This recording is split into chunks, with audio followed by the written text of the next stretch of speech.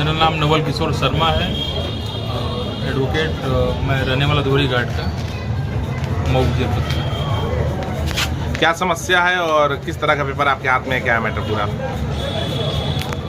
हमने एक वाद दाखिल किया था परिवार मऊ में, जो मामला जुड़ा हुआ है वर्तमान मुख्यमंत्री योगी आदित्यनाथ जी से, जो 28/11/2018 को उन्होंने राजस्थान के अलवर मालाखेड़ा विधानसभा में चुनाव में, सामान्य चुनाव में उन्होंने बजरंगबली को धार्मिक भावनाओं के शब्दों से, ऐसे शब्दों का प्रयोग किया जिससे धार्मिक भावनाएं आहत हुई। और हमने तब से जो उसके बारे में कंप्लेन किया और आज तक जो है उसको लेकर के हमने जो उसकी लड़ाई लड़ते रहे हैं। और इसमें मामला 2018 से जी। अच्छा, फिर?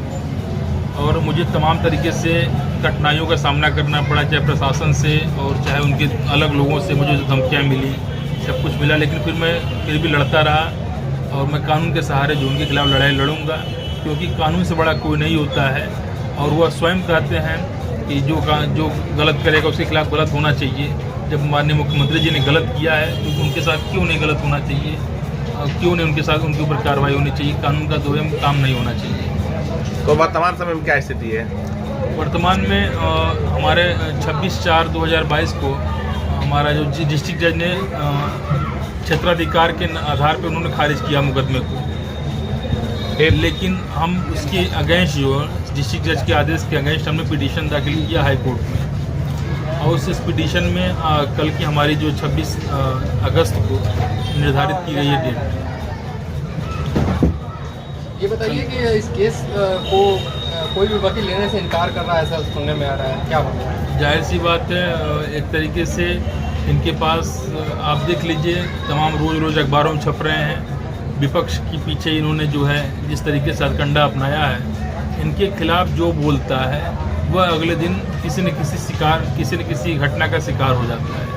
आप पूर्ण तरीके से ये जिस पार्टी से जुड़े हुए हैं माननीय मुख्यमंत्री जी, उस पार्टी की पूरे भारत की छवि यही है, जो उनके खिलाफ बोलेगा अगले दिन कार्रवाई होगी। आपको इस बात से डर नहीं लगता है कि कार्रवाई होगी? या मैं बिल्कुल साफ सुथरा हूँ, मेरा वकालत के अलावा कुछ ऐसा नहीं है, न मेरे पास ऐसी चीज़ें हैं।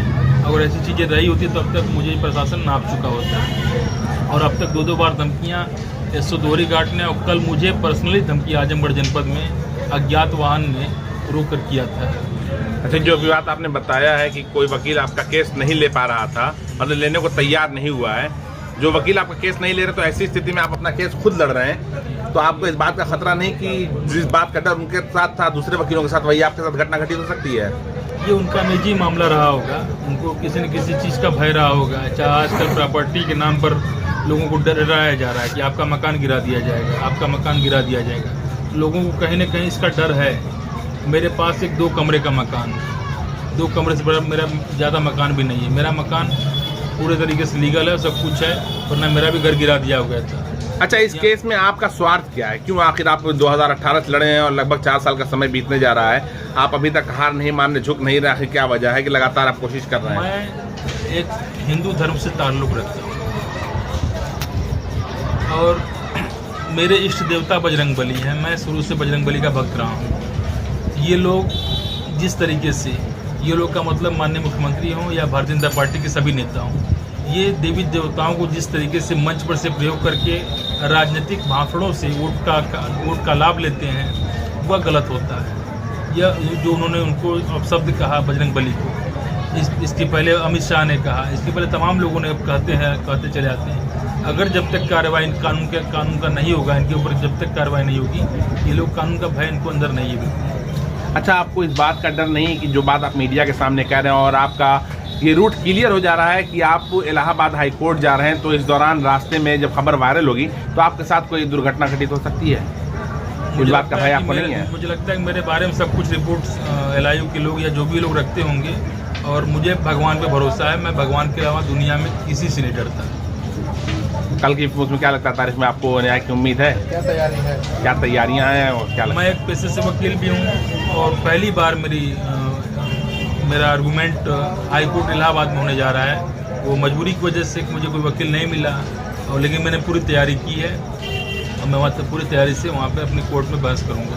पहली बार हाई कोर्ट जा रहे हैं, नर्वस भी होंगे आप? नहीं, बिल्कुल नहीं। मैं चूँकि वकील रहा हूँ, तमाम बहस करता आया हूँ, बस यही कि हाई कोर्ट में कभी नहीं किया, लेकिन करूँगा इसलिए कि मुझे अपना न्याय पाना है अपने लिए। कहीं इसके पीछे कोई राजनीतिक लाभ?